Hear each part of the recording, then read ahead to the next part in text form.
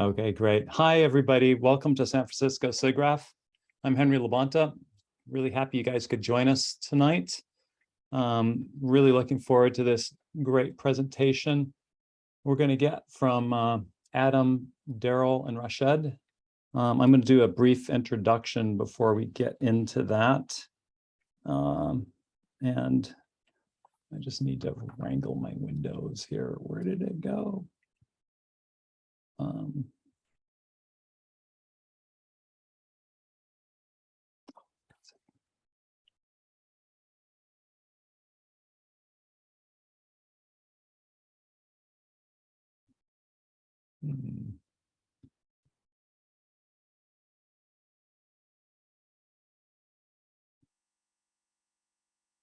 There we go. Hopefully that works. You can see the title slide, right? Great, thank you. So this is our presentation for this evening. I'll do an introduction of the speakers a little bit later. But before we do that, I'd like to tell you a little bit about our group, San Francisco SIGGRAPH, in case you haven't ever joined us before for any of our events. Our last event was with Aaron Hertzman, and he had a great talk he did on Can Computers Create Art? So based on the subject tonight, I think people may have questions about, is this art? And if you're interested in that subject, you can see his talk on YouTube. I imagine you could just do a search for Aaron Hertzman and San Francisco SIGGRAPH or something like that and find it pretty easily. But he did a great job of kind of covering that whole subject of using technology and art, and the question around, is this really art?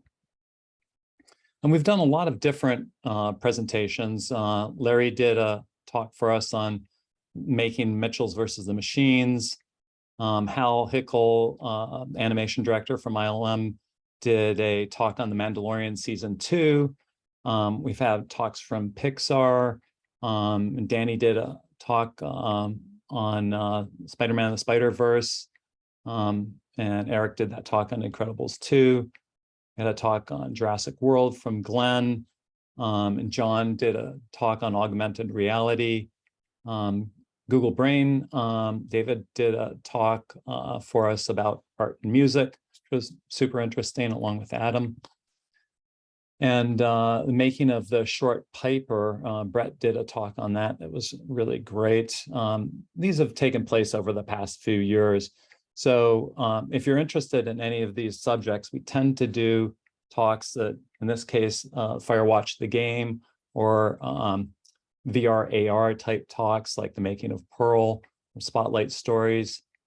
And we had VR events when we used to do things in person, as well as the SIGGRAPH Computer Animation Festival screenings. So we'll try and do that again this year. But we are a nonprofit group led by some volunteers. I'd like to thank all my colleagues in making these events happen. And also want to thank Fortis Games for hosting us, especially Juliana, who's really made this possible for us. Really appreciate your support in making these events happen. Kind of miss doing this stuff in person, but it is a lot easier in a way to do this remotely. So we've got 3 speakers, a lot of material to go through. So let's go ahead and get into this. So we're going to start out. Rashad will speak first, and then Adam, and then Daryl. Just a matter of principle here. If you would like to ask questions, there's a Q&A button right at the bottom of the your window. Better to put your questions in the Q&A chat there rather than the regular chat. When all the speakers are done speaking, we'll go through those questions and address those to the speakers. Since we have 3 speakers tonight, it'd be helpful if your question is for a specific speaker, go ahead and mention that in your Q&A question. So Rashad is an artist, scientist, and technologist. He learned traditional photography in New York, but trained as a mathematical physicist. And he went on to do research in the physics of black holes. He later worked in Silicon Valley, developing artificial intelligence and robotics applications. His art focuses on the coevolution of humans and technology and the impact this has on our society, culture, environment, and psychology. He uses a combination of photography and software in his artistic practice, which he'll speak about tonight. He's recently had over 40 solo and group exhibitions across North America, and his works in various private and corporate collections. He was awarded an Art and Science Award from Lens Scratch, the Compass Photography Award from Oxford University, the Robotics Innovation Award from Robotics Business Review, and was nominated for AI Innovator of the Year Award by AI Business. His book, Enterprise AI Transformation with Wiley Press, was named one of the 100 best technology books of all time by Book Authority. You know, I think I was introduced to Rashad by Adam, and I think he, like all the speakers tonight, are an example of what Da Vinci might be today if he was alive, that combination of art and science. So I'm super excited to introduce Rashad. Thank you for joining us. If we were all here, we'd all be applauding right now. I'm going to stop sharing so we can get on to Rashad's talk. Awesome. Thanks for that introduction. That's going to be a tall order to try to live up to, but I'm not even going to try talking about Da Vinci. Well, it's really good to see everybody here. Is my presentation showing? Yes. Okay. Yes. So, you know, in my talk, I want to give you a sense for what I call the 3 Ps, which the first one is my poetics. So what are my artistic concerns? I also want to talk about my process a little bit. So how I go about making my art, and then my product, which are the resulting images. And let me start with this quote, which is by Mark Kokelberg, who's a philosopher of technology in Belgium. And he says that the human condition is a technological condition. Right? And this speaks to the really deeply intertwined history of both how we shape technology and in turn how technology continues to shape us. And you know, there are many examples of this. Obviously, technology helps shape our view of the world through the use of, for example, the scientific tools with which we probe nature.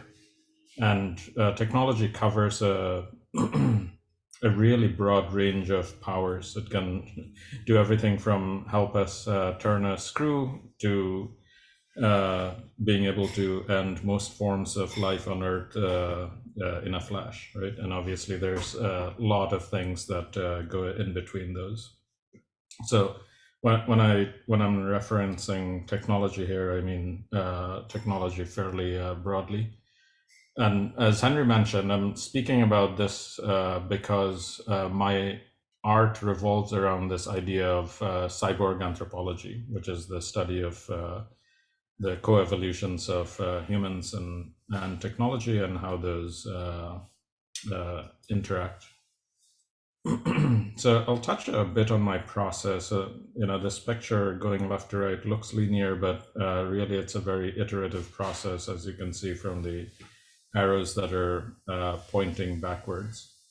And my artistic practice is very heavily based on research. So I start with some idea that I have, mostly coming to me through my involvement in technology. And then I spend a lot of time doing research and thinking through that, what that means. And just to give you an idea for how I approach it, right now I'm thinking about this idea of computational creativity, which is, you know, many talks in this series have been on that.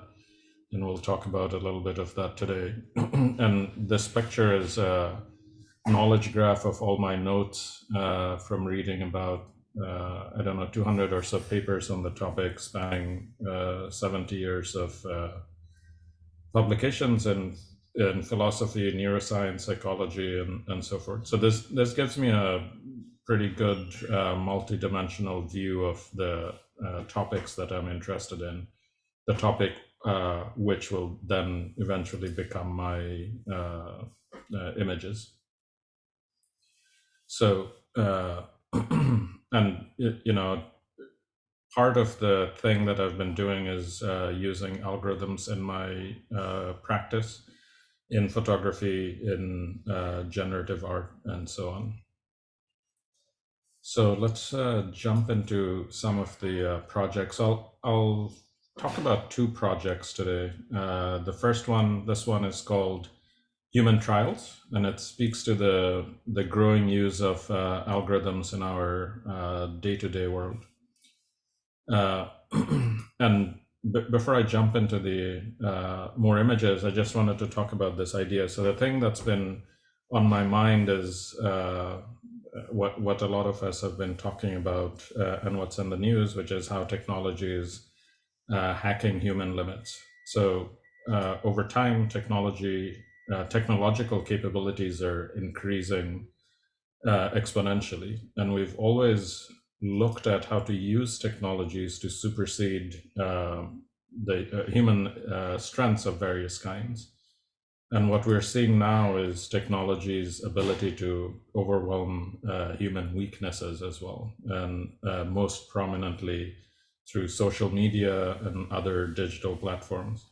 And the sense that I have is we have somehow really plugged into or integrated ourselves into this larger panic architecture made up of customized social media feeds, real-time notifications, being able to respond to those, and then the explosion of fake news. And this really is something that's on my mind, especially when I'm talking with my teenage kids. And through the unthoughtful use of some emerging technologies, this is also this exponential speed is increasing even more, and that's adding to what some people are calling the ledger of harms that we're witnessing. So this is just to set a little bit of context for the images that I'll show in this first series. So for Human Trials, I was specifically interested in this idea of how bad data affects us when algorithms are making more and more decisions about our lives. So we can see that in social media, recommendation engines, decisions about whether somebody gets a job or a loan and so forth. So I think most major banks now, if the loan amount is below $50,000, almost no human looks at the application. It's all automated. And these algorithms are in turn sifting through a lot of data to make sense of who we are and how that decision should be made. And often that underlying data and algorithm are generating distorted views of us. And so this idea of bad data often feels very abstract. And what I've done in this project is I'm trying to visualize that in some way, right? So here, the bad data is in the training data set that's then creating distorted images. And the reason I've used portraits here is because we're so attuned to other humans and the human face that when we see this bad data or distortions show up on a human face, we really viscerally understand that something has gone wrong. If I was using flowers or chairs, it probably wouldn't have the same effect. And so here I'm using a type of algorithm that most of you are probably familiar with, which are GANs, generative adversarial networks. And just to talk very briefly about how that works, there's two components to the algorithm. So one part has the training data, and it tries to classify things that belong to that set that look like the training data. And then it has another component, which is generating new images to try to fool the first algorithm. And these two go back and forth until the second component is consistently fooling the first component. And then anything it generates after that are the images that I'm showing here. And this type of algorithm has been used to generate stunningly realistic images of people who don't exist, or many other types of objects. And the training data that I used had mostly straight portraits of people, and then some subset of that was distorted to represent the bad data.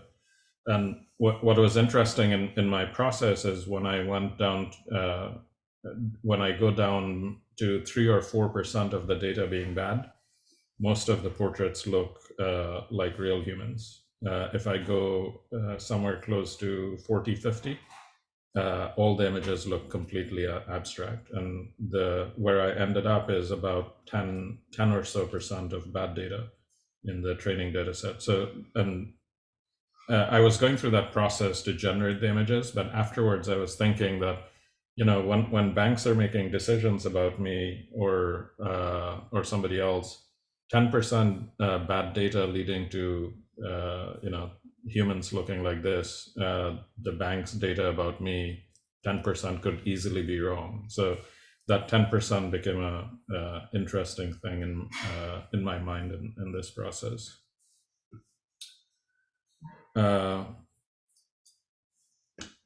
The other thing that was very interesting for me is that this process also felt very much like my process for landscape photography. And what I mean by that is this machine learning algorithm generates an environment that's like a landscape, which is the latent space. So this is the abstract multi-dimensional space that encodes representations of images. And so my particular algorithm, the human trials algorithm, is unique to me in the sense that the algorithm, the parameters, the training data set, and the process are things that I've set and I've used. And so now I have this space that's like a landscape. And then each point in that latent space is an image. So I will drop into some part of the latent space and look at the images around it. Images that are close to each other look similar. Images that are further apart look different from each other. So it's like, I've landed in this space. I look around. If I like an image, I save it. And then, or if I don't, I go look for another spot further away and look at images there. Exactly like I would if I was walking around in the woods with a camera. So this is the first project, and I'll share one more project, which is a project that I'm calling ICU, at least for now. This is something I've started very recently, and I'm still working on it. And I got interested in this because today, I think as of 2017, more images are viewed by algorithms and machines than by humans. At least that's the estimation. And so while in the Human Trials project, I was trying to look at explore the algorithm's dreams and hallucinations about humans. In this series, I'm much more interested in what the algorithm is thinking based on the images that it's looking at.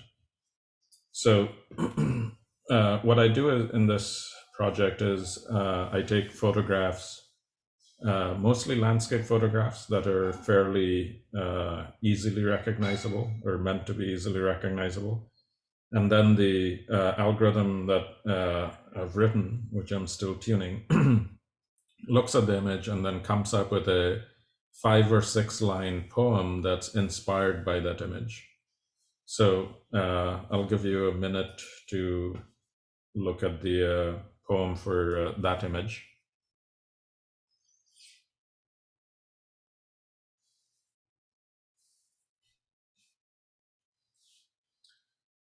And so here what you can see is that just putting the image and the poem side by side, that in the first few lines, it's fairly literal. So it's misreading Alcatraz as a house. It can see the sea that's around it.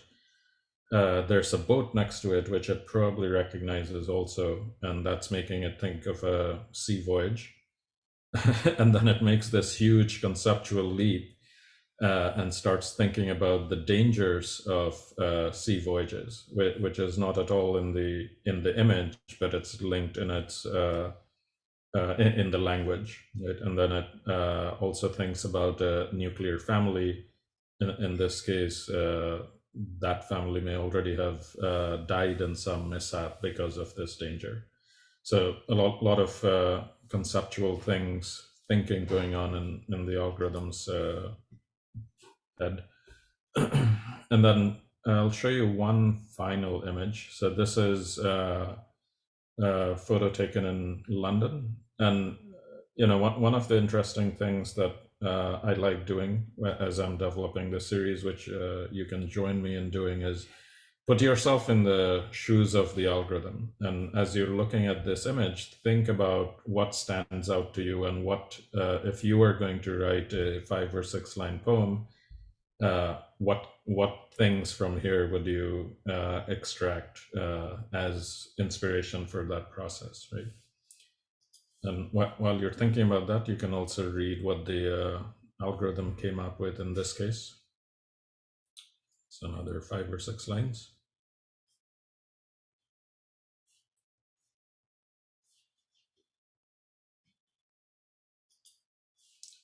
Okay, so again, putting these side by side, you can see in this case, it also misreads the 2 buildings that are in the foreground as stumps of stone. Maybe it misreads it. Maybe it's taking some poetic license. And then on those stumps, this tall tower in the back is standing.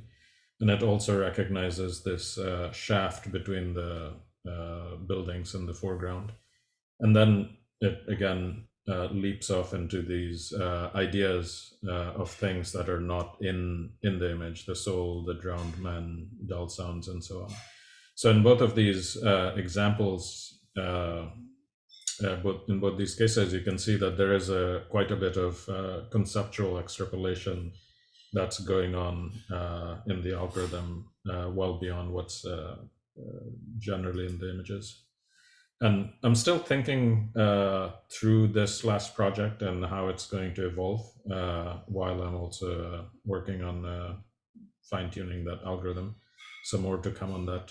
So with that, I'll wrap up, and back to you, Henry. Great, thank you. That's awesome. I already see there's some questions coming through. If you have questions for Rashad, please put them in the Q&A. And we will move on. Let me share my screen again for the next intro. There we go. Okay, yes, I would like to introduce Adam Chin. I was a photographer and a computer graphics artist.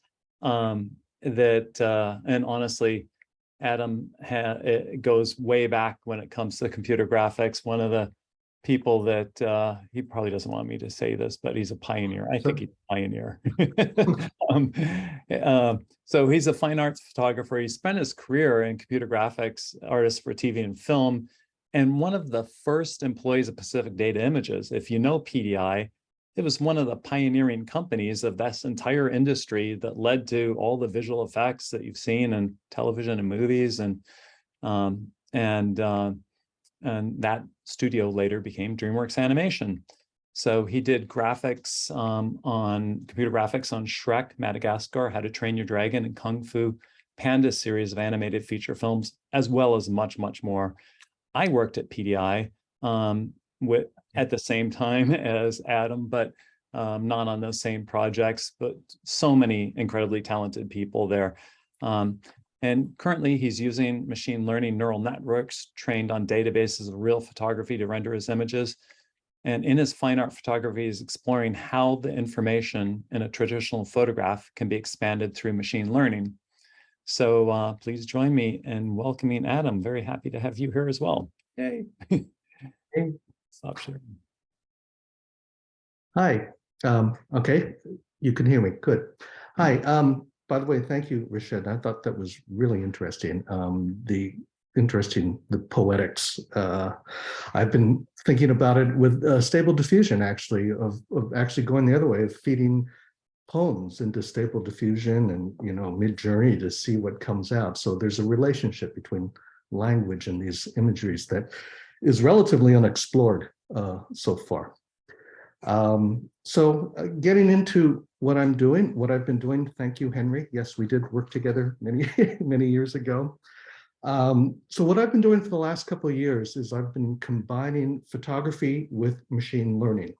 And that's taking the information that's in the pixels of a picture and combining it with the information that's in a stack of photos, the database. And so I'm augmenting this information and trying to see how photography can be extended. And so really the question that I'm asking is a CG question. What does a pixel know?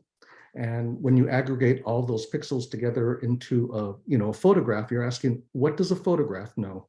And if you take one more step back from there, you're really asking, what is a photograph? As defined by the information in the pixels. So like Henry said, my background is in computer graphics. And yeah, I started almost 4 decades ago with Pacific Data Images.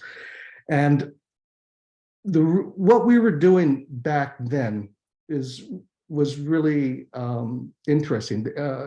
In the early 80s, there weren't many places where you could make pictures on a computer because the equipment was expensive and you had to write the software. And so the reason that you went to PDI was because you wanted to make pictures on the computer. And there were only like about a handful of places in the country where you could.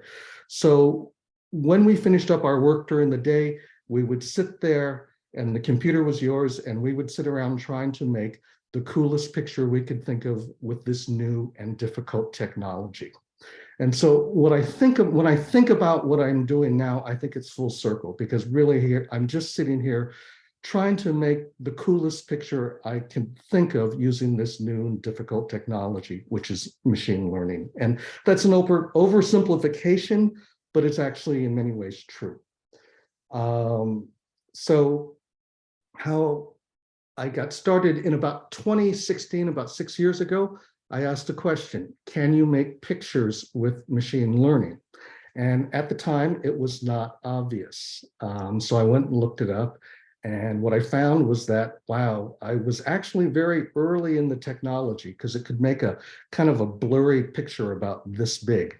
And I knew nothing about machine learning. So I ended up taking courses at Coursera, which were actually very good.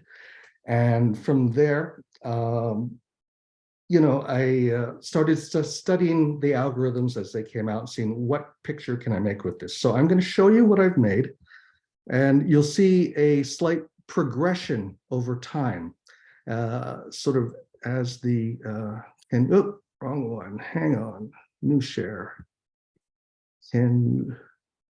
Are you seeing my, there you go. Okay, good. Okay, so the first thing I did, and this is not an art piece, but this is part of my education. This is how I learned. I went out and bought a jigsaw puzzle, and I took photographs of it, okay? And so here's a photograph of 2 pieces of a jigsaw puzzle. And here is another photograph of the 2 pieces put together. And these are the types, this is about how you play. This is how you learn through playing. And I guess you would say that this is the process. So I was trying to say, hey, what's this new machine learning? Can it take the picture on the left and produce the picture on the right. How smart is this thing? I don't know anything about it. So I played around for a bit and, okay, I never solved the problem. That's as good as I got. And I left it there about 5 or 6 years ago. So I'm going to leave that to people to solve in the for you in the audience. You can work on, but you'll see in a few moments the value of what I learned from this. So the first series I'm going to show you is Front and Profile. This is a series of mugshots. And my initial, so what happens is you take the archival mugshot, the image on the right, you put it into the machine learning neural network, and it produces the alternate camera view on the left. You could also go the other way. You put in the picture on the left, and it tries to predict what the picture is on the right. So what initiated this idea was that I wanted to draw pictures of people's faces. And that's such a basic human idea. But the things that I stumbled upon in trying to do that represent a lot of, I found a lot of the problems that we deal with every day now with AI. And so I'll go through it real quickly. And what I found was sort of the slippery slope with AI. So in order to draw faces, you need a database of faces. So I went out on the web to look for a database of faces, and I found at NIST, the National Institute of Standards and Technology, this database of mugshots. It looks like there were men from the 1930s to the 1970s. There's no names. You don't know what they were arrested for. And this is about 5 or 6 years ago. I opened up the database, and the first thing I saw was that about half the men in there were Black. And I was kind of taken aback, or actually I was really disturbed by what I found. And at the time, what I had found was a racially biased database. But that was not something we were talking about at the time. And all I knew was that I was really uncomfortable with this thing. So I put it away. I just said, I can't work with this database. And I went away for a year, looked around for other databases of faces and really couldn't find any. And so I finally came back to it a year later and said, well, maybe that's the point. If I use this database, then I have a responsibility to talk about what I found inside there. So I went on and wrote did the program. So there were other issues that I found with it as well. In about 2018, 2019, when I was actually really doing the work, there were pro-democracy protests going on in Hong Kong at the time. And the Chinese government was taking closed circuit TV footage of people in the subways and IDing them. And I was looking at what I was doing and I was going, wow, I'm just taking that one step further, and that an authoritarian government could really, abuse this technology of what I'm sort of feel like I'm pushing forward. So that was actually very disturbing. So really the question is, do we have any privacy issues with this? The government has our driver's license and our passports, and look what they can make out of this now. So, and the final issue that I thought about while working on this was, is this the guy? Is this picture accurate? And that, again, since the time that I've made this, this is something that we're dealing with, every day with AI. It's sort of like, how accurate is facial recognition? And since that time, there's been a pushback against it, but I think it's still very tempting for, authorities to use this thing. So I made this, 3 or 4 years ago. Obviously, the technology has advanced. Henry said to people are interested in the algorithms.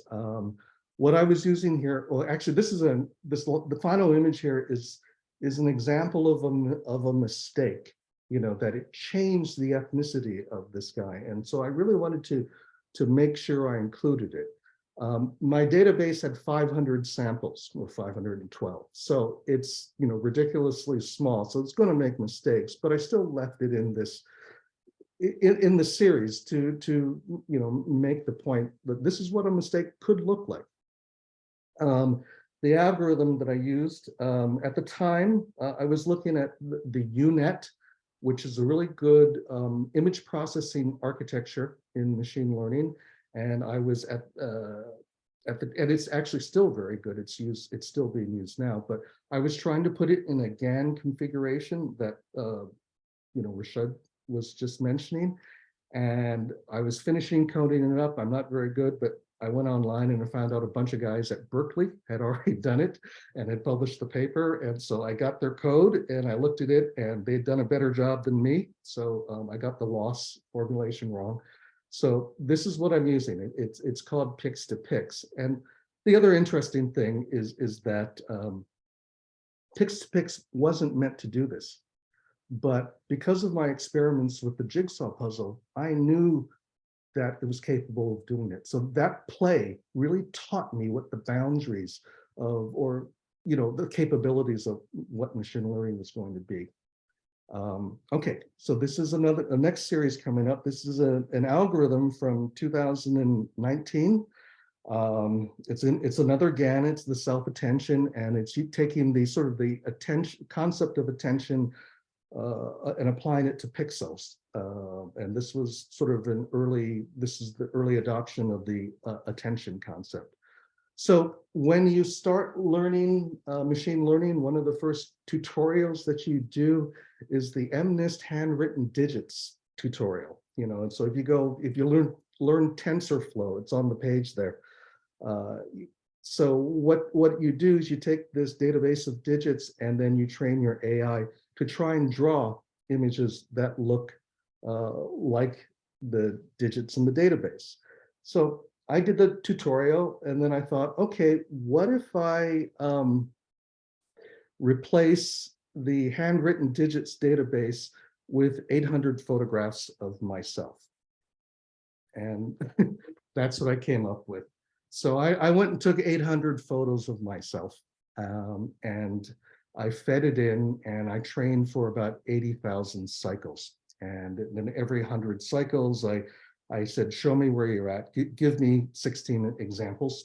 And after the training cycle was done, I had about 8,000 pictures and I chose my favorite 16. So I went on and did this with various other models. And it's portraiture, and I really don't have that much to say about it, other than I came across this really interesting process. So we did this during the early part of the quarantine and the lockdown, and we couldn't get close to each other to take 800 photos because we didn't want to, this is before the vaccine, so we didn't want to infect each other. So what I did was I had a remote control trigger for the camera and I gave it to her. And I said, okay, take 800 photos of yourself. And then she said to me, go away. I don't want you here when I do this. And that was really interesting. So I walked away and she took the photos. And when I got them back, I looked at them and I realized that they were better than the photos that I could have taken. And she would show more to the camera in her private moment with the cameras than she would have to me if I'd gone in there blasting away for 800. So, this is more of a really interesting photographic idea. I'm planning on pursuing this again. This is 800 selfies. And, I'm going to set up stages for people to make selfies of themselves. And that's an interesting concept with portraiture. The next thing I'm going to show you is a video installation. And what I found was that when I got the output back from the Sagan, that if you played it back like a flip book, it made a really interesting animation. So I made a video installation. This is just 30 seconds of it, but it's actually 12 minutes long, and it's played in a couple of galleries. And this is the thing training, learning what someone looks like. And what you'll see is over time, this thing will get very accurate looking. It'll look like the person. And then when it gets to the end, it blows up. You know, what it is the image collapses. And this is, in machine learning, this is overfitting the data, okay? And the overfitting is interesting because that's the point at which the numbers still say it's good, but the art and technology have divided at that point because we know the picture's fallen apart. The interesting thing about this animation, what I do like about it, is it reminds me of Edward Muybridge, you know, his motion studies. And when I think about it, you know, mine is not a motion study, but it's sort of an homage to Edward Muybridge because it's about the birth of a medium. Muybridge was about the birth of photography, the birth of cinema, really. And so this is, you know, about the birth of, you know, AI generated imagery. Okay, the next series I'm going to show you was one I made last year. This is called Photo Booth Kiss. And I wanted to extend the idea from the mugshot series. And I stayed with this Pix to Pix, even though, you know, it was aging out. But the reason the mugshots work is because you have two photos in the data set of the same person. So I knew that you could exploit the fact, if you have multiple photos, I could do something. I could exploit that fact. And so I said, well, where else do you have multiple photos of a person? And that's in photo booths. You get 4 pictures in a strip. So I went out and I started collecting photo booth strips. And I asked friends. We had one photo booth in San Francisco that was closed during the quarantine, so I couldn't send people down there. I finally went to eBay and spent a lot of time the year on eBay, you know, fighting over these photo booths. And what I found after staring at the strips is that when couples are in the photo booth, somewhere about the 3rd photo, people start kissing, and it's really cute. And particularly, I think sometime in around the 1990s, they started putting photo booths in bars. And when people start drinking, they really start kissing. So at one point, I just had the idea, I think I can predict the kissing photo. So I cobbled together this database of 200 strips, and I took 2 photos out of each strip. So you have this photo of the 2 people looking at the camera, and you have the photo of the same couple kissing. So I have 200 examples of that. And so I trained the machine learning on that. And then, you know, after the training, you take a new photo of one it hasn't seen before and say, input it and try to predict what it would look like if these 2 people were to kiss. And this is what you got. I mean, this thing barely works, you know, because my database is so small, you know, it's such a hard problem. But it was really exciting when I actually saw the people moving into the kissing position. And you know, it felt like in one of those science fiction series where you have an alt universe, you know, that I was looking into the alt universe, and that in that alt universe, the people were kissing, you know, it was like a crystal ball or a magic mirror. So the interesting thing about this is like, pretty soon this is going to work, you know, within months, this is going to look like a real photograph, you know, given the rate at which, you know, this whole machine learning thing has happened.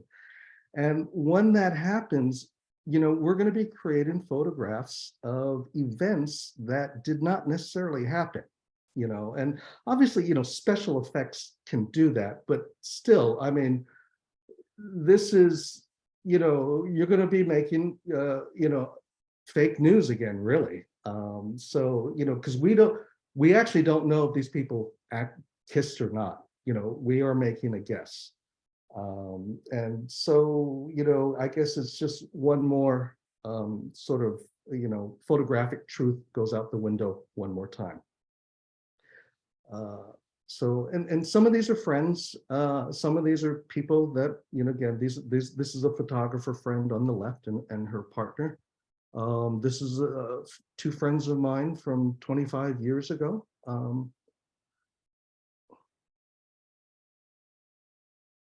Okay. Again, this, like I said, it was pix to pix. So I'm going to show one more series here. And this sort of brings us up to, last November. I was following the Dali and everything that's going on with these image generators. And Daryl coming up is really gonna take you through it. So I was not one of the Dali test people or anything, but I was kind of watching it out of the corner of my eye. And I said, oh, this looks really interesting. So last November, I found an open source version that some people had cobbled together. I had technology somewhere around, DALL-E 2 hadn't come out yet, but it had the diffusion model in it. And they had trained it on 60 million images, where now there's about 600 million. But this source I had faces in it. And so I downloaded it. And I was as amazed as anyone who was using the image generators today. So I went through and I just did a deep dive on one sentence, and it was a man eating sushi. And I ran it about 1,000 times, and this is what I got. And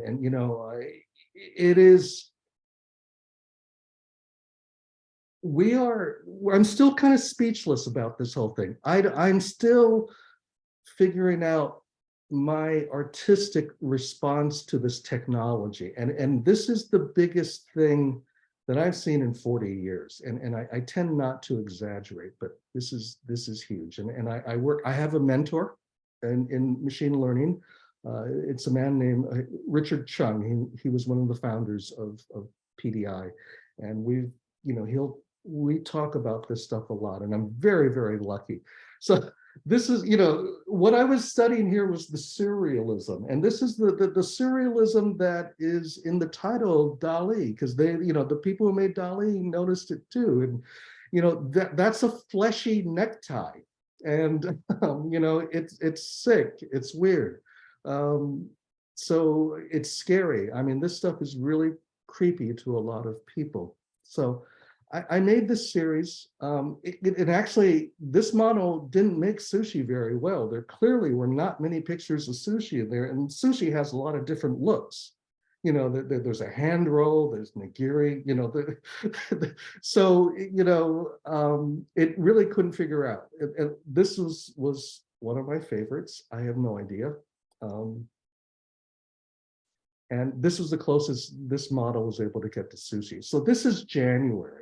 And for most of you out there, I know you've played with these image generators. And this is sort of just, part of the path to what's going on now.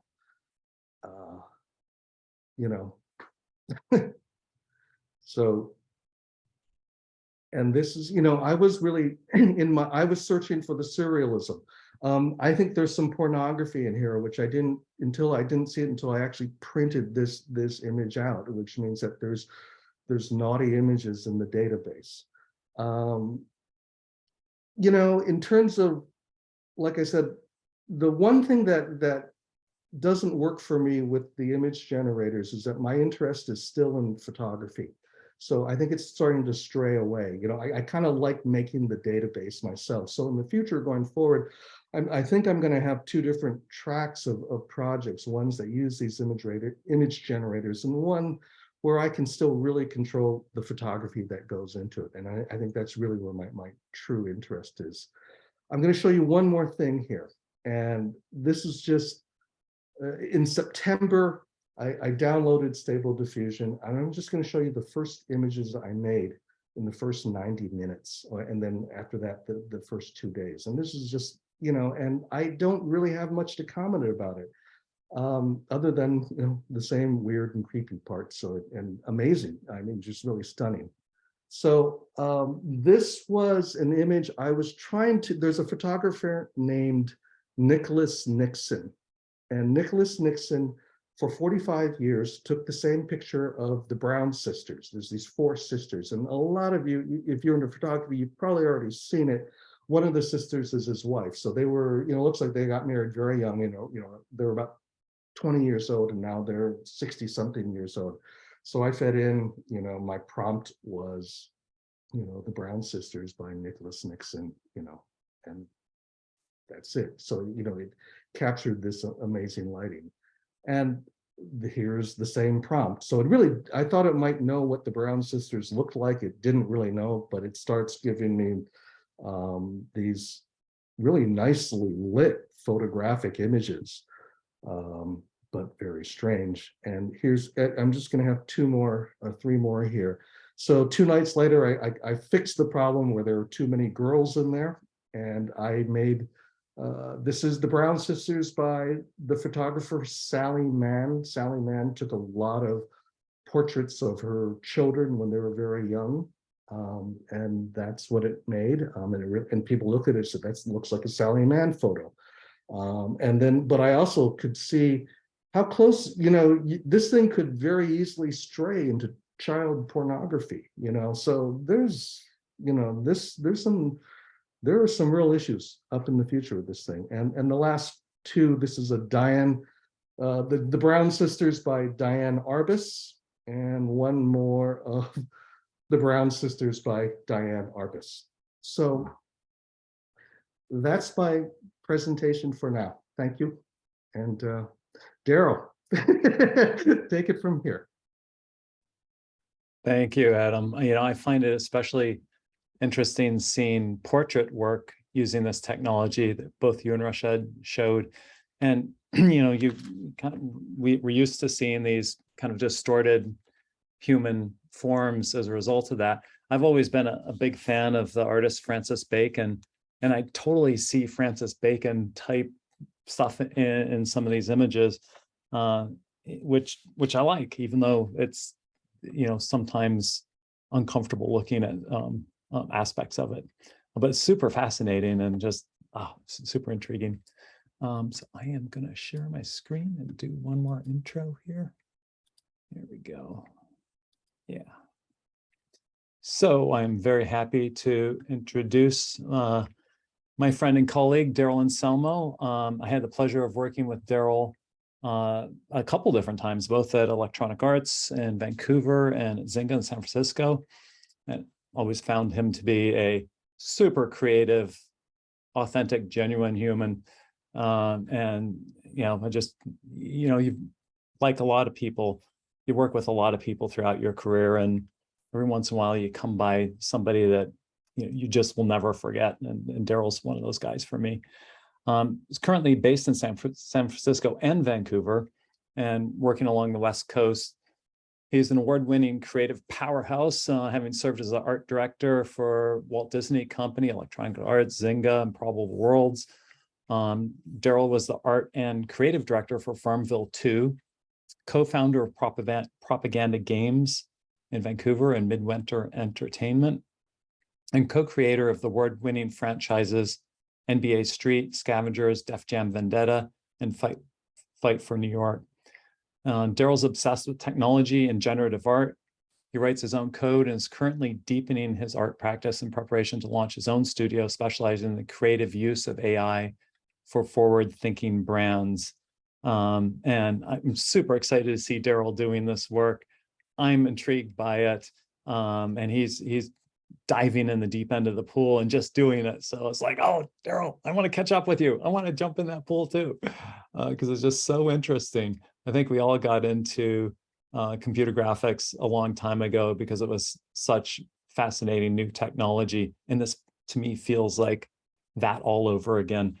Just like Adam was saying, some of the most profound kind of developments that we've seen in our lifetimes, as far as I'm concerned.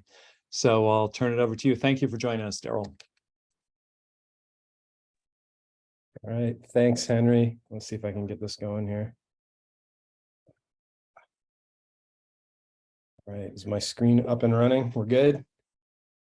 Awesome. Thanks for that awesome introduction. And Adam and Rashad, following you guys is quite an honor. So I really appreciate the opportunity here. As Henry was mentioning, I come from a background in video games. So and I also come from a technical background. My current obsession is AI and generative art. And And thank you again for the opportunity to just share some things that are on my laptop. And as computer graphics professionals and maybe some students in the audience, I hope that you get something from this and that it's a good spend of your time. So as a game developer, one of the things that we do is that we make software that allows people to make their own pictures at 60 or 120 frames a second with the flick of a controller or the click of a mouse. And the gaming industry is very dependent on new technology. So every gaming company is always looking for their leg up over the competition. We're always designing and creating worlds for a target that's constantly changing. And there's always some sort of new technology to stay on top of, whether it's a new console or device or new game engine. New genres emerge on a regular basis, and sometimes you get new platform shifts. Recently, AR, VR, for example. I personally have always been fascinated by technology, even as a kid. So my parents bought me a Commodore computer, and as I would type instructions into the Commodore to make the pictures change on the screen at 10 years old. And then later in my life, my first job at Electronic Arts and through the various projects in my career. And this year, really the conversation has changed rapidly to artificial intelligence and how we're harnessing this power to aid in the creation of games. And this is something that, like I mentioned, I'm hyper obsessed with at the moment, and how AI is changing our design world and our design paradigms, and really how it's shaping our culture and how it will shape our culture. I recently heard the term post-human design, and when I first heard that, I was like, wow, that's really dystopian and sounded really terrifying. And we've seen recently through the summer, probably a lot of AI generated images that have filled up our social feeds. And a lot of it is meme quality. There wasn't a lot of high art in what we've been seeing, but it's getting better, and some of it's getting very good, and it's improving at an exponential scale, and it's creating a lot of important questions in its wake. And some of those questions have been brought up tonight.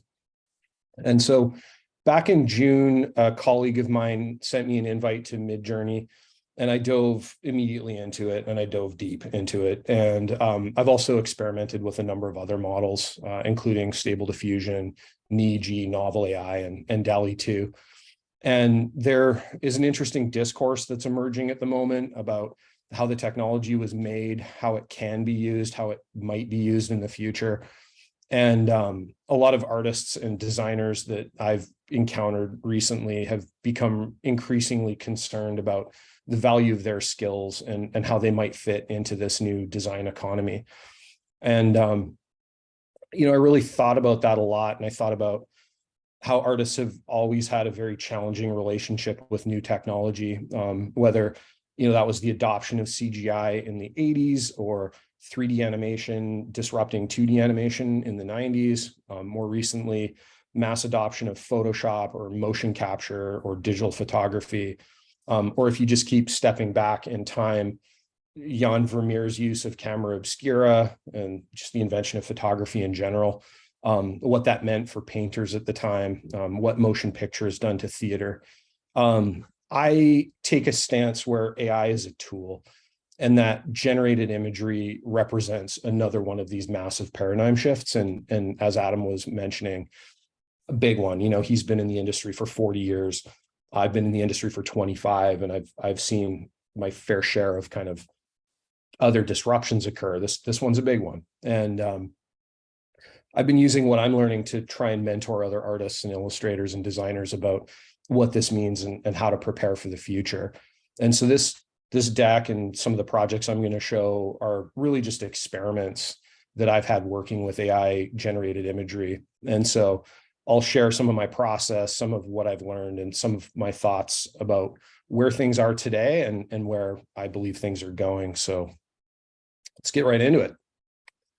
So this is my first warm-up exercise. For those of you who aren't familiar with the way that these tools work, you just enter words into a prompt. So in this case, it was Midjourney, and I typed in Starbucks logo for serial killers. And so the AI starts dreaming up these results for you. And in not even a minute, it produces this grid of options. And you can re-roll the whole thing if you want, or you can choose to generate variations on any of the options by clicking on one of the V buttons. So in this case, click on V2, and it takes that second option in the top right corner, and it starts to generate some slight variations on that particular image. And then you can click the U buttons as well, and that'll generate a higher resolution output. And from there, you can just keep working the output. You can re-roll it. You can redo the same thing over again. And after a little bit of tweaking and re-rolling, and you start to get some more options, this is just a short list of about 12 that I got from maybe about 60 total generations, and it took about 10 minutes. And this was back in June. And so I was really shocked at the results that I got. And not only that, but how creative it was at solving that kind of a design problem, which is a fairly complex design problem. And so as an art director, if I handed a brief to a designer and asked them to generate some thumbnail sketches based on Starbucks logo for a serial killer, I might get something like this back in a day or two, and that could kickstart a conversation for round two. But just in a couple of minutes, I had multiple viable directions from just, Starbucks logo for a serial killer. So here's another one. And you can see it's got a really creative use of color, shape, texture. For anybody at Twitter right now, I'm sorry about this one in particular. This is another one that I did as well. This one was kind of, if you look in the far right corner, or sorry, far right middle row, there's one that kind of looks like a razor blade, and it doesn't immediately scream Microsoft. But if you told me that Microsoft was rebranding for this emerging serial killer demographic that they found, and that they were going to rebrand around this logo, I'd probably say it was pretty good creative overall for that. So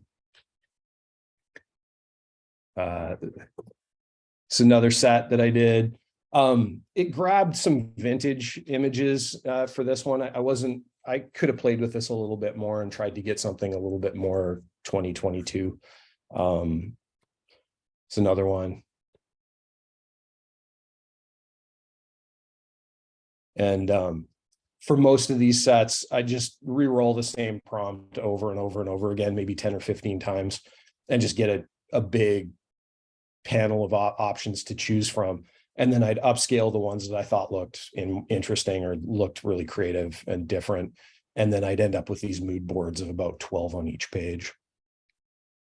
So there's a level of human level curation that I would use in my process to filter out bad takes and pick good ones. And so it becomes this accelerated art direction, really.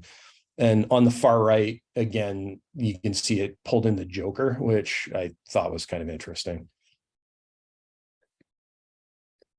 And one thing you might notice is that the AI that I'm using anyway, they're not great at spelling. And I actually kind of find it a little charming.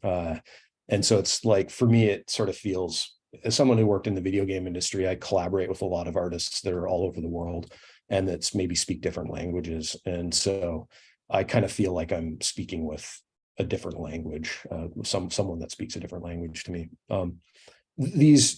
This idea of spelling, this is going to improve as the tools get better. And this is the last one.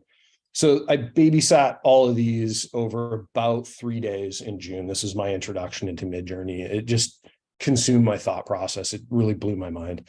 And so I'd go work on one of these brands. I did a bunch more. I did Nike and a couple other ones. And I'd go back to another one. I'd jump around. I'd make more. I'd pick better versions of it.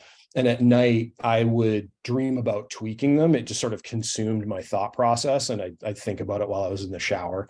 Anyway, I had a lot of fun with this, and I learned a lot, and it really opened my eyes to what the possibilities of these tools represented at that time and are going to represent moving forward. I was living in Seattle at the time, and I wanted to see if I could do some more interesting, useful stuff with it. So I started making these environmental sets. And the prompt for this set was the streets of Seattle as a walkable clean energy utopia, Google Street View, a 35 millimeter Kodachrome photograph. And so you've probably seen a lot of images like this where something's not quite right. You know, it feels a little bit off. Perspective's a little bit broken. The lighting's a little off. The proportions aren't right. And so what I think Adam was getting at as well is this idea that some of the results right now that we're getting kind of almost fall into the uncanny valley. And if you're familiar with that concept, it actually, that comes from robotics, where a robot would feel strangely human, but there's enough flaws that are or imperfections that are there in the level of realism that register in your subconscious that make it feel creepy. And so your eyes or your brain just kind of rejects the output. And we're just seeing tons of that right now in a lot of these AI image generators where, wow, that's pretty believable. But if we just start staring at something, that doesn't look right. And that doesn't, and then you just kind of reject the whole thing. And so that's kind of the response that I think a lot of these images are registering for people right now.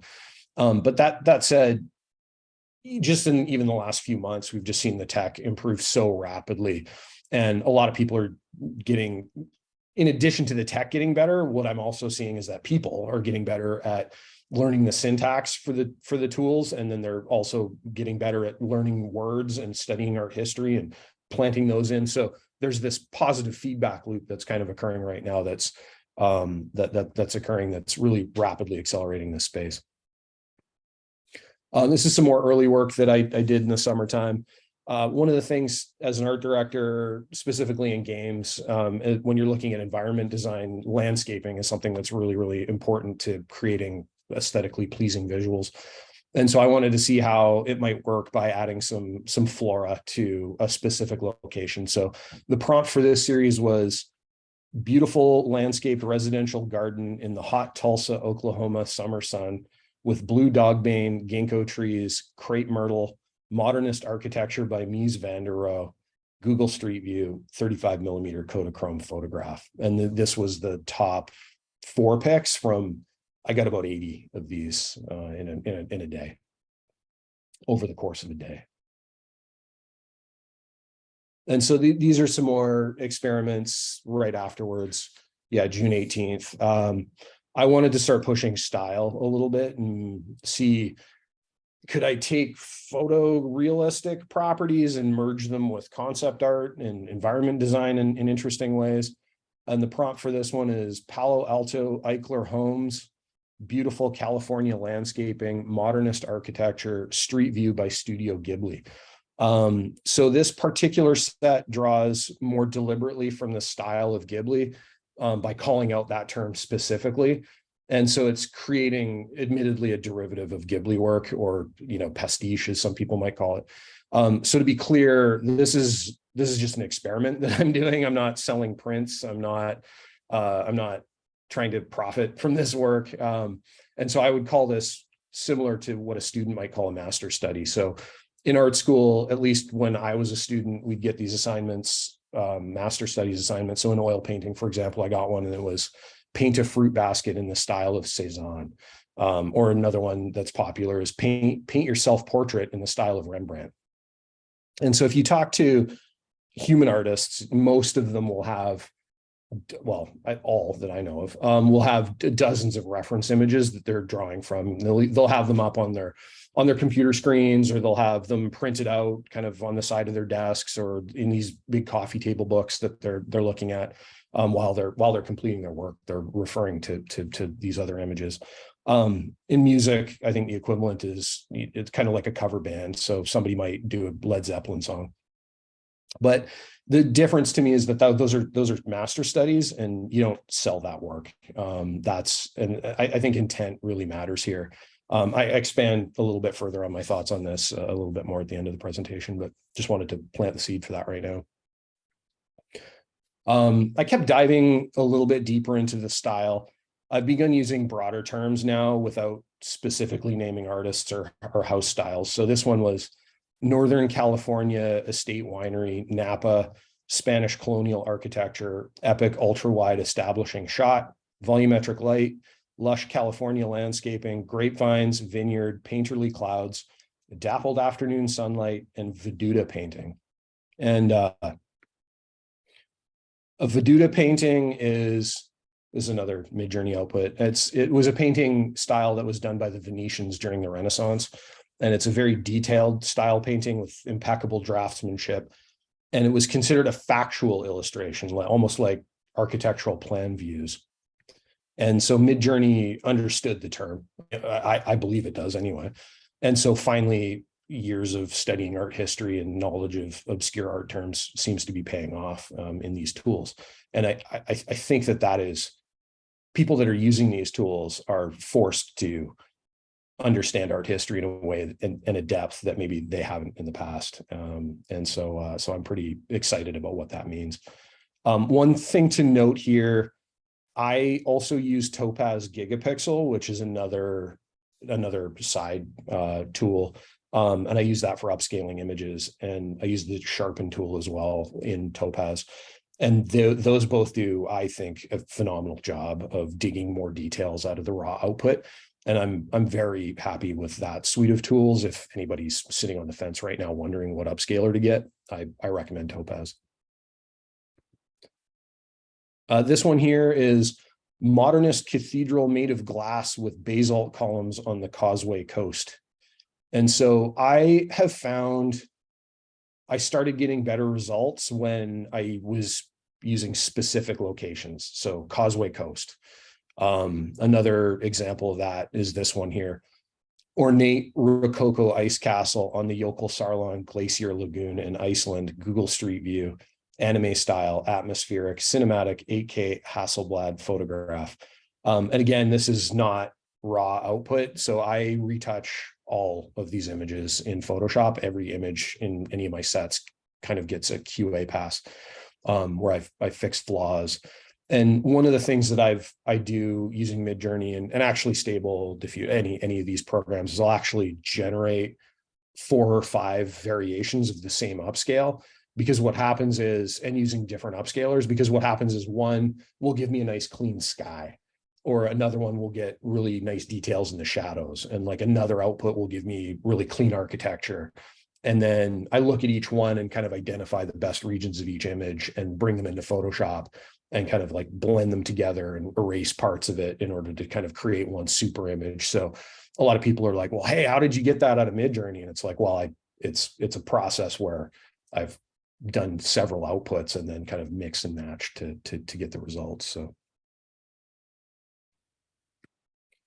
one of the things that Midjourney can do is something called multi-prompting. So this set was generated by using 2 different prompts with a break in between them. And what that does is it creates 2 targets for the AI to chase. So this set was, the first prompt was Keukenhof Castle, rainbow, neoclassical architecture, overgrown, lush Dutch landscaping, ivy, black alder trees, birch trees, shrubs, tulip garden, Google Street View, painterly clouds, dappled evening sunset. And then you use colon, and that creates a break.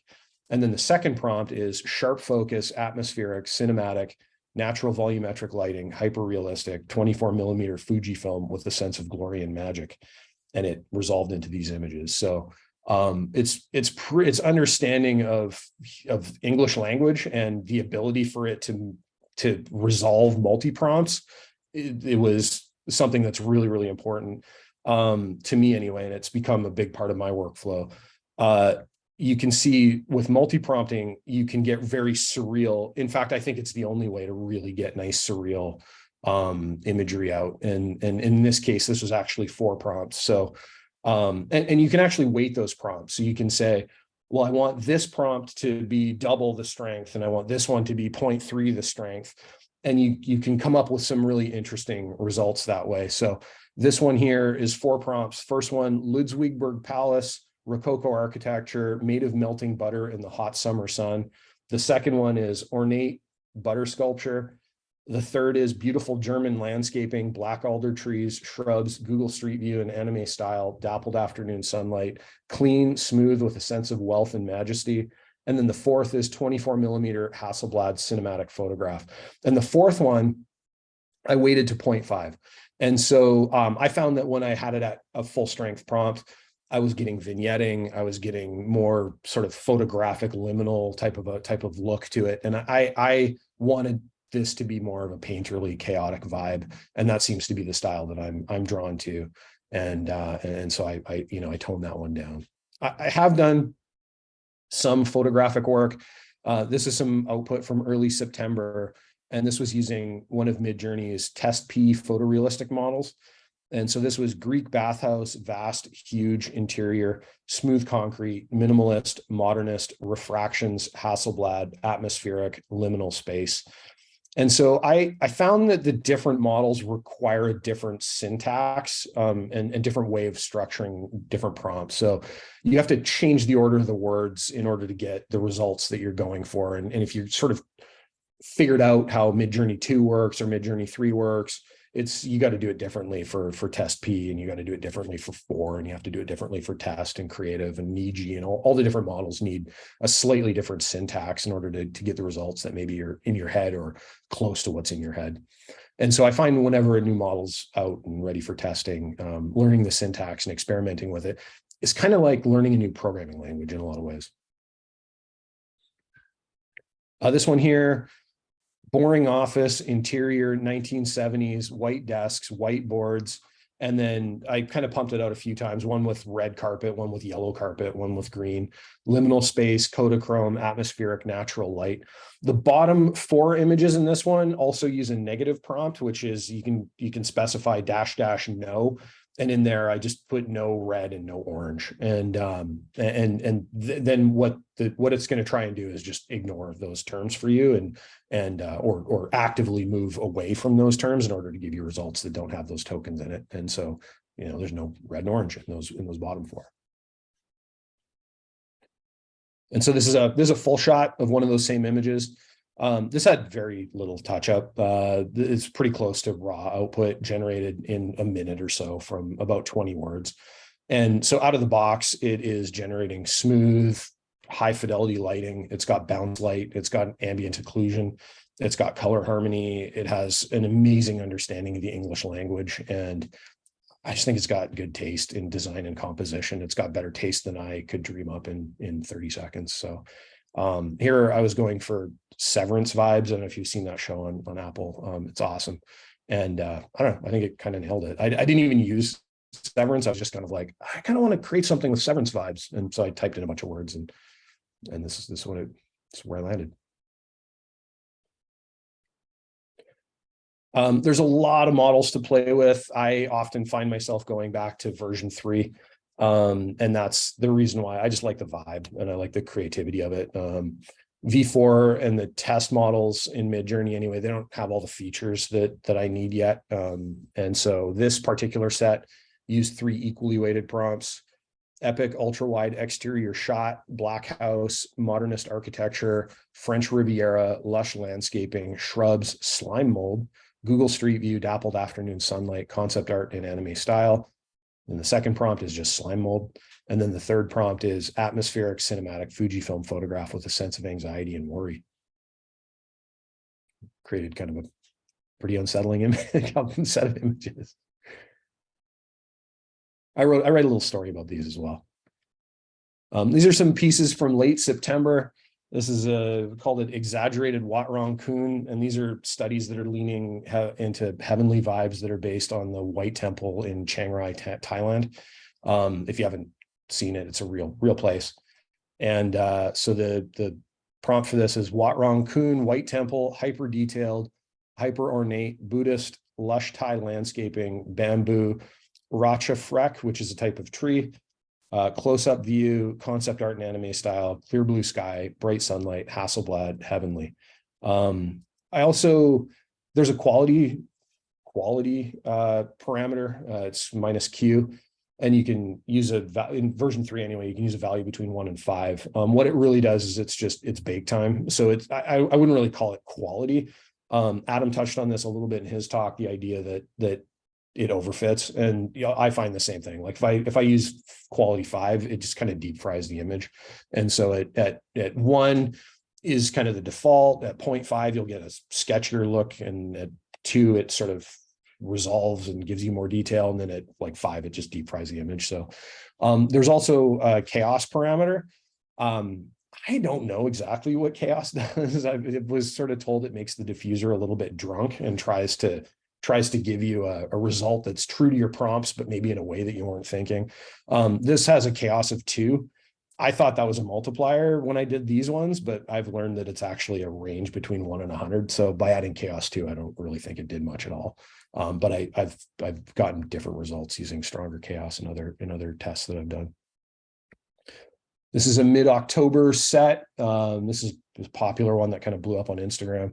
Thermae and Baroque. It's a set that I based on ancient Roman bathhouses, but decorated in 17th century Baroque. So this would never exist. This is like the Baroque style it didn't really exist until like the 18th century, which is like 2000 years after these bathhouses existed. So the idea that Midjourney could take those two, I won't call it competing, but adjacent concepts, and merge them together to create these images and create this sort of believable world is like, and do it in a minute is stunning. It's totally shocking to me. Prompt for this was, no, this wasn't a multi-prompt. This was a single prompt. Roman bathhouse, vast, huge interior, Baroque architecture, white marble, Hasselblad, liminal, atmospheric, stylized 5000, which is another parameter you can set. 2500 is the default. 1250 is like no stylization. I think 65,000 is just hand the wheel over to Midjourney and let them go crazy with it. So this is 5,000, which is a little bit more than normal. And this actually is Q5. So this is these were deep fried images, and they came out pretty good. And this will be, this is the last one. This is some recent work I did. This is Midjourney 4, melted crayon houses. So as part of my everydays project, I try and write a little quick 5 or 6 sentence story with every set. This time, the story was about when I had a box of crayons as a kid, and I set them down on my electric heater in my bedroom at nap time. And when I woke up, they had melted into this beautiful rainbow mass, which is a totally true story. Some of the stories I post are not true. They're, me having fun. This was a true story. And this was a double multi-prompt. Home, and so I would use different architectural styles. So the one on the right, I think Greek Revival, the one on the left technically was Victorian. Victorian home made of melted crayons, epic exterior shot, dappled lighting, bright, photorealistic, atmospheric, volumetric lighting, nostalgic, happy mood style, rainbow colors. And then the second prompt was melted crayons ×2, version 4. So that's it. Those are my recent collaborations with AI. I have generated 40,000 images on Midjourney over the past 6 months, and I'm not turning back. I haven't been this excited about a new technology since like the 90s. This has rejuvenated my interest in computer graphics. It makes me feel like a 17-year-old again, and it's like accelerated art direction. And these tools have really helped me 20x my output and explore things that I didn't have the time or the patience to explore before.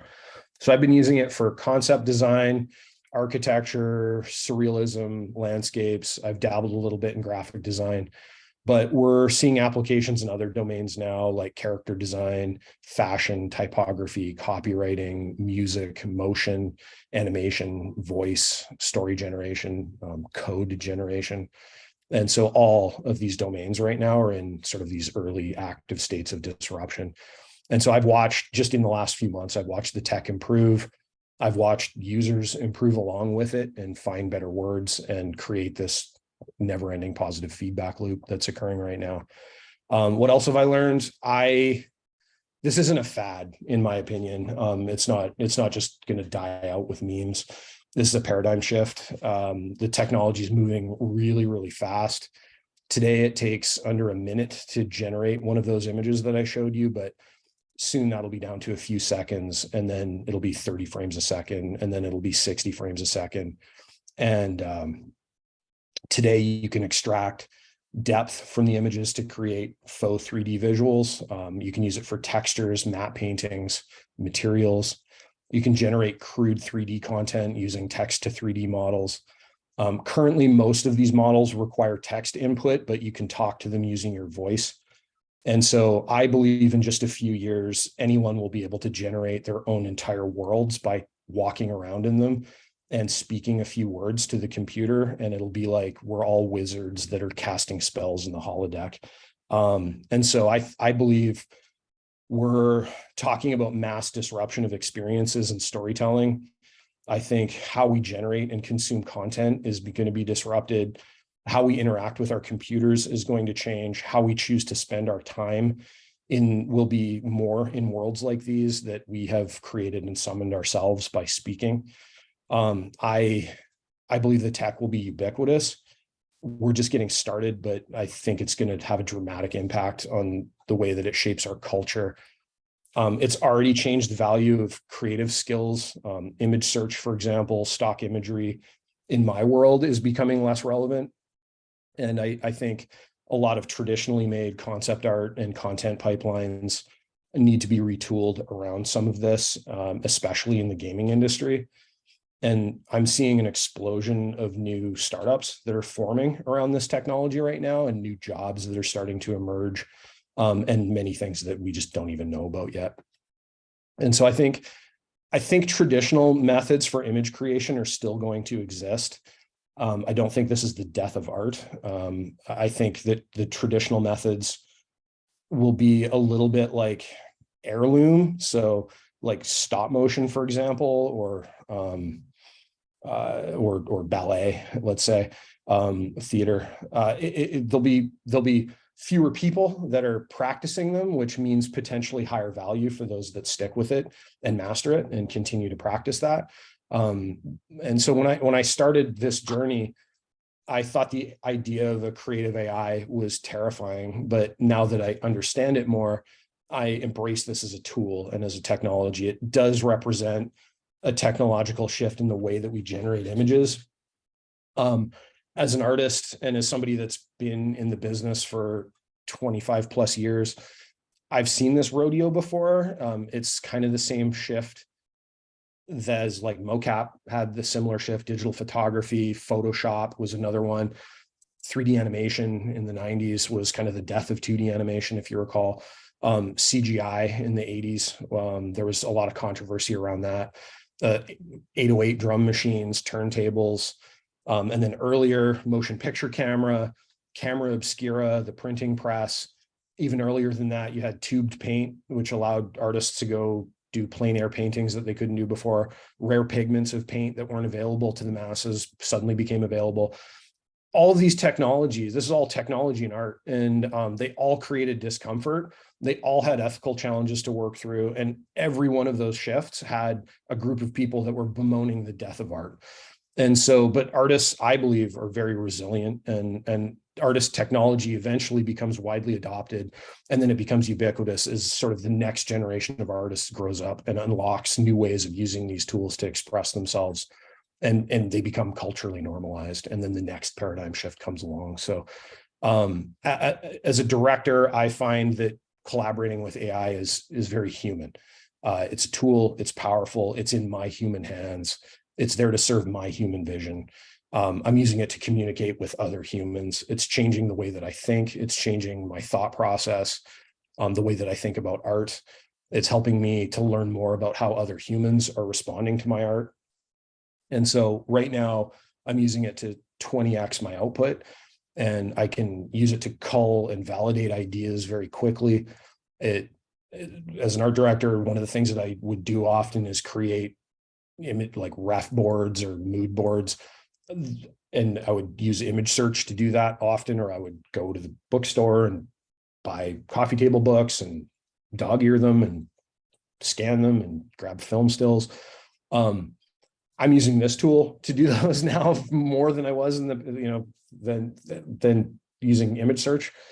And so it's a new arrow in the quiver. It's also, it's a medium for writers. I think that's something to understand too. I think you need writing skills in order to really get the most out of these tools. And they are language models after all. So a lot of the creative briefs that I've been writing are a lot shorter, and they're a lot more visual because my words have kind of gone into these tools. And what that does is it leaves less room for misinterpretation to the people that I need to communicate with. And it really accelerates production because I'm able to get on the same page with my client much faster than the sort of interpretive dance that needed to be there before it.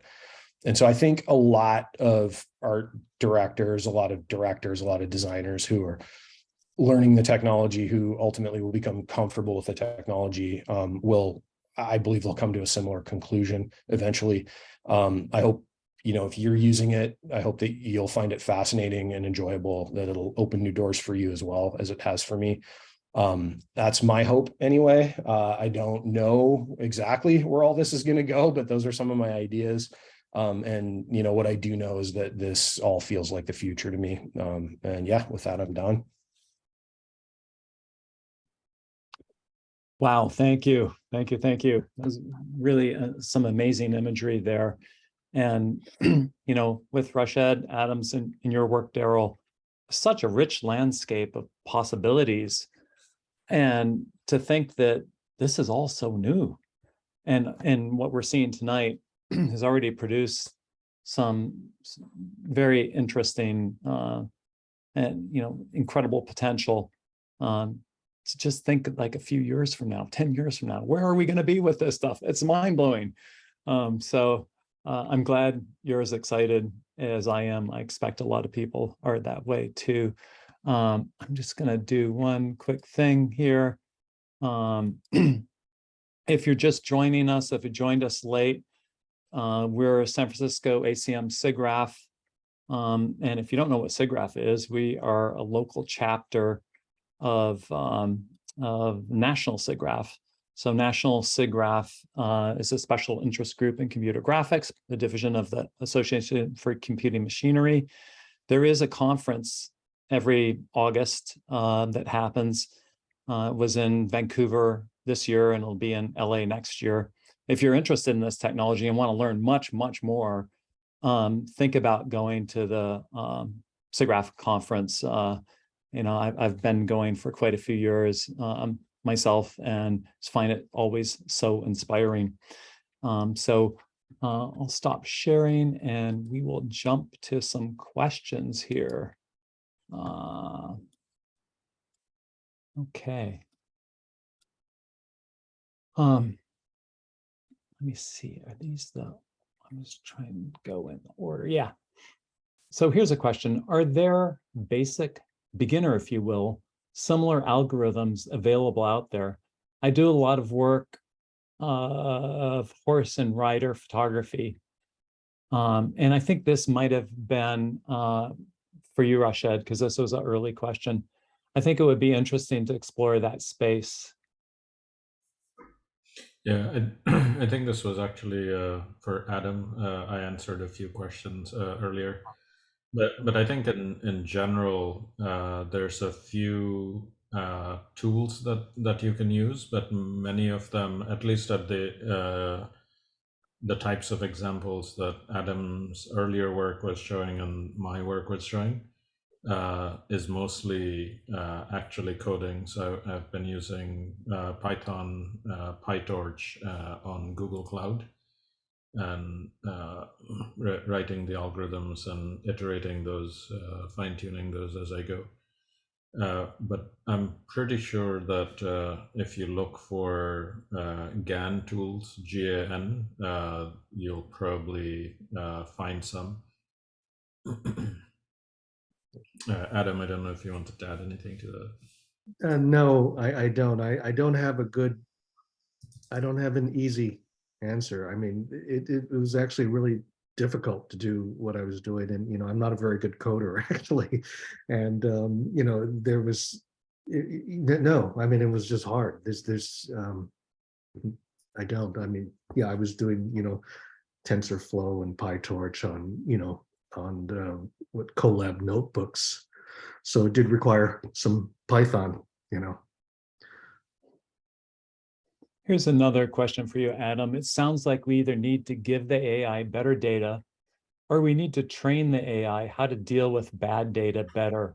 Are there other options than those two to get better results? Yeah, the thing about that work that I was doing, I have woefully inadequate data sets. Okay, these are things that I cobbled together myself, and I'm fighting image quality, with what I'm doing. I think there's another question coming up where someone was suggesting data augmentation. And yes, I've tried them, but my data sets are so small that even the augmentation would cause some of them to collapse. I did have a choice in the photo booth kisses. I found, when I could tune it, so I got this really specific kiss, the two people with the two faces just going like this. And when I finally did that, it got really boring. And actually the wilder data set because kisses are messy things. And so I went with the more abstract results, and so there was one choice there. But, when you're talking that you have 200 samples, I mean, that's not enough really for anything. So I have to live with that going forward, because basically I had to fight over those the photo booth strips on eBay. So there aren't that many kisses available. Wow. This next question is for you, Adam, as well. And I'll add my own variation of this question before I read it. I'd seen some cool work a while back where they actually took some 3D geometry, and you're able, of course, to render that thousands of times from all different directions and all different positions, and they use synthetic imagery to train. So the question is, you mentioned that many of your projects were using small data sets for training. There are techniques in machine learning to increase the amount of image in a data sets with synthetic data, replicated data, et cetera, for training. Did you try any of those approaches in your work? Yeah, I didn't do the synthetic data, but the replicated data is what I was referring to before. I have a picture of a person, like just flip it, around one of the axes, and you try to pretend that you had more data. And that, what I found was that even just flipping it created artifacts in the training. So you're trying to trick it, and on some level it can only go so far. Yeah. Daryl, here's a question for you. Could a seed image be a starting point?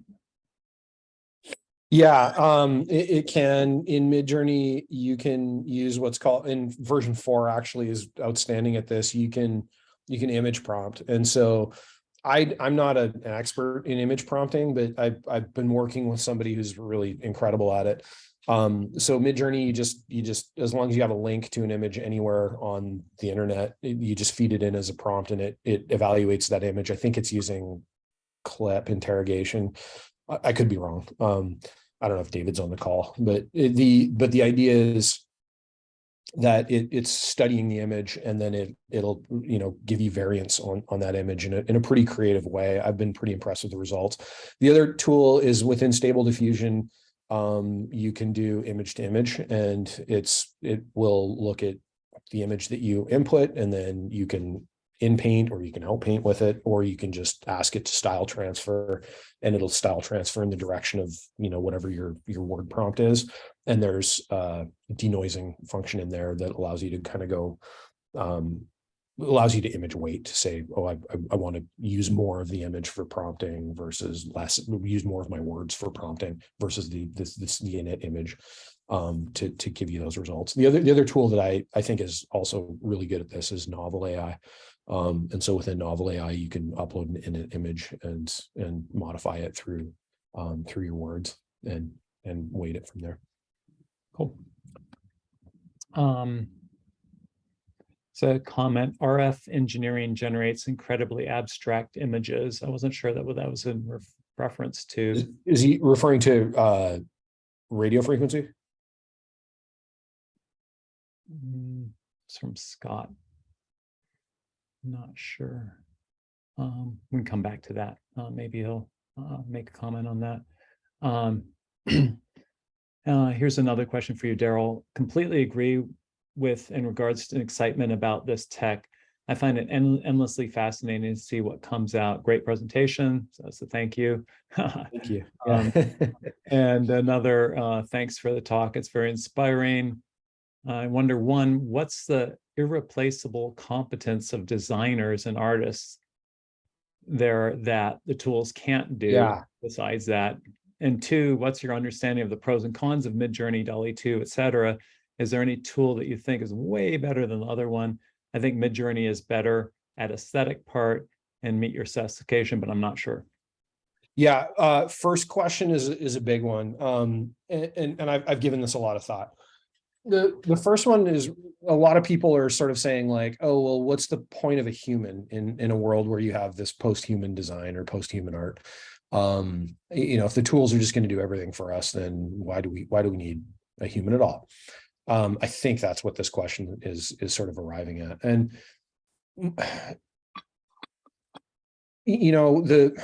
we as humans, I believe, and we can debate this, but the point of kind of a lot of art and expression is for us to share our human experiences with each other as cautionary tales, as inspiring tales, as warnings, as equipment for living. Really, it's I want to share my stories with you, so that you can relate to my experience and we can build empathy and we can grow with one another. The tools, I think, are there to serve that. And I think that that's something that a tool is going to have, an AI anyway, will have its own sort of experience and its own thing, but I don't think it's ever going to be the human experience that the AI is going to be able to relate back to you. And I think that's the irreplaceable part, is that we use art to communicate with one another and to share our experiences together. That's kind of my take on it. Second question, what's your understanding of the pros and cons of Midjourney, DALL-E 2, et cetera? Is there one tool you think is better than the other one? They all have different strengths and weaknesses, or different things. I think if you're trying to make deep fakes, Midjourney is probably not the tool for you. I would probably lean you in the direction of Stable Diffusion, for example, if you wanted to make deep fakes. But if you want to make beautiful aesthetic, then yeah, Midjourney is probably a better tool for that. I think Midjourney as well, for me anyway, because of the multi-prompting and the weighted multi-prompting, you can get surreal vibes, and you can remix in a way that arguably you can get that out of Stable Diffusion as well, especially through training your own model through Dream Booth. But that, for me, it's a quick way to get really artsy vibes, and I'm very pleased with the output that Midjourney version 3 specifically has been able to get.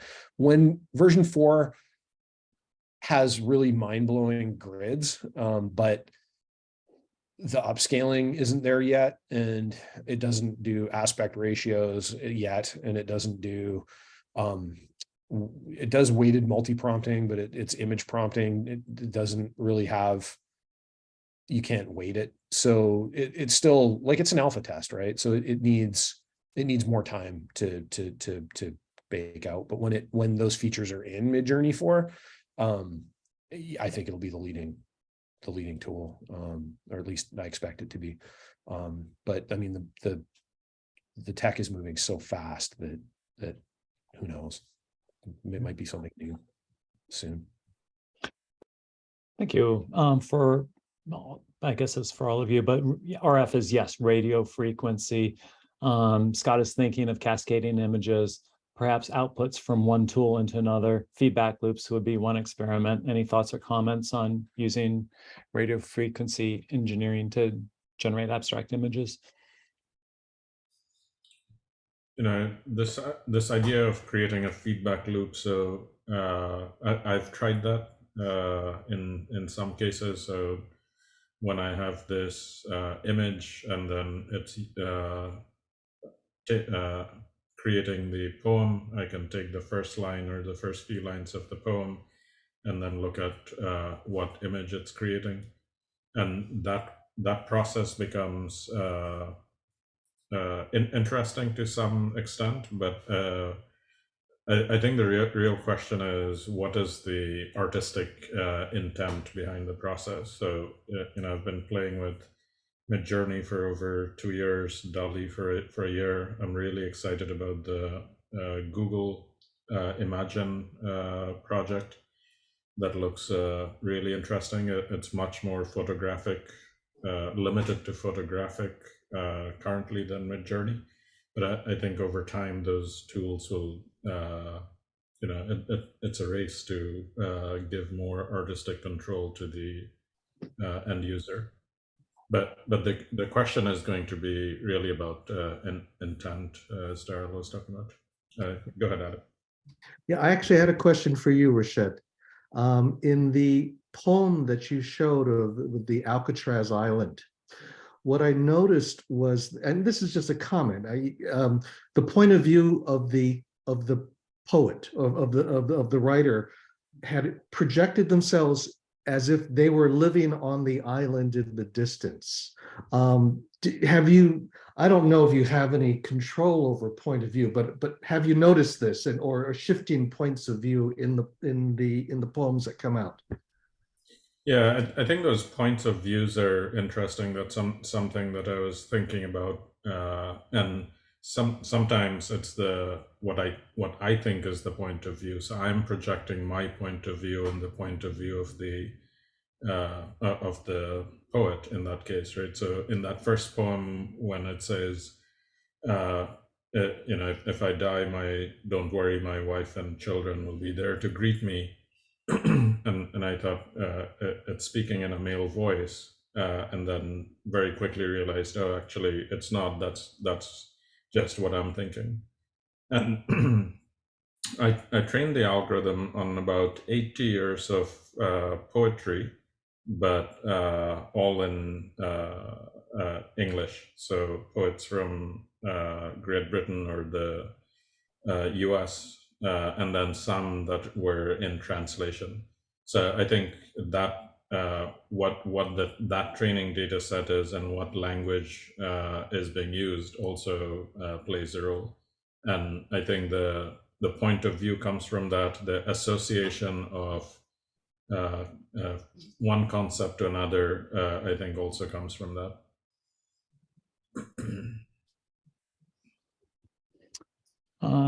We're going to have to wrap up soon, but I'll try and get a couple more of these in. Daryl, in your presentation, you mentioned when using esoteric art style and wondering if that part of the prompt actually had any input or understanding of that word. Personally, I've noticed that some tools will add non-English text variations of words that it perhaps could not understand visually. Yeah, if you're referring to the Veduta painting, it totally understood that word. And I was a little bit like shocked when I saw the results of it. I'm like, oh, it knows that it's trying. Basically, if you don't specify something or if you specify something that it doesn't know, I think it just takes its best guess at what you're trying to go for and give you something that it thinks you want. And so when I typed in Veduta painting, I'm like, oh, let's see if it knows what a Veduta, and it totally knew. And that was kind of one of those shocking moments for me too, where I'm like, wow, you know, it understood this concept. There have been a number of photographic terms that I've entered that I think it just ignores. Often if I type a lens, if I say, oh, a fisheye lens, it knows what a fisheye is. But if I type 10 millimeter lens, it doesn't really give me a fisheye. If I type telephoto, it will give me a long shot. If I type 200 millimeter f2.8, it doesn't really, I mean, it kind of, but it doesn't really get that. So that said, I haven't tried it on, I haven't really gone that deep into it, but different models, I think, have different understandings of these terms based on the training data and based on the pairings. But yeah, if it doesn't, it gives you some output. It takes a guess. Yeah, cool. Indira has a question I have too. I've noticed personally, especially the Midjourney stuff, all has a certain look to it.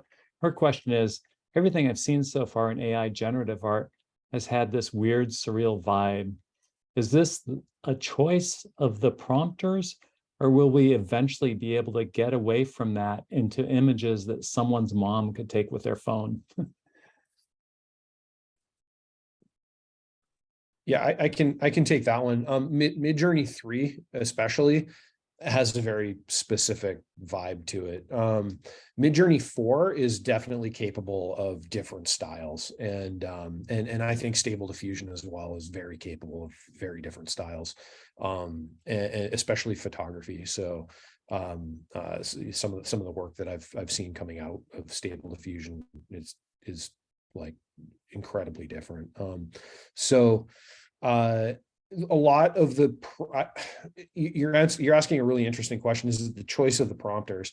It's hard to say. I think certainly a lot of the stuff that's coming out of Midjourney is Midjourney, but a lot of the surrealism right now, I think, is part of the movement of AI art. Is just, wow, can it do this weird stuff? And we're all kind of like making weird stuff because it disrupts and it grabs attention and it gets clicks.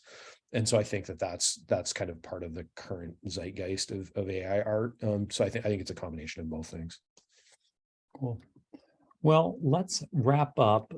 Thank you all for attending tonight. Really appreciate you guys showing up, and especially our speakers, Daryl, Adam, and Rashad, and Fortis Games. If you are interested in talks like this in the future, as I showed you earlier, we have things that are about visual effects for movies, video games, VR, a wide variety of things that use technology and art. Probably the best place to find us is on Facebook. There's a SIGGRAPH San Francisco chapter. We do need some help. We're all volunteers just doing this in our spare time because we love it. But if anybody out there is a webmaster or has a lot of experience setting up and maintaining websites, it's not a heavy lift, but somebody with some more expertise than Teresa and I have, for example, would be appreciated. Or if you know somebody, please send us a note about that. I'm going to see if I can post this talk on YouTube, and you may be able to see it there. Yeah, I think that's about it for us. If you want to reach us, you could send a note on Facebook. That'd be one way to do it. But yeah, thank you, everybody. Really appreciate everybody, and thank you, speakers. Fascinating. Thank you, Henry. So interesting. All right. Thanks, everybody. Bye-bye.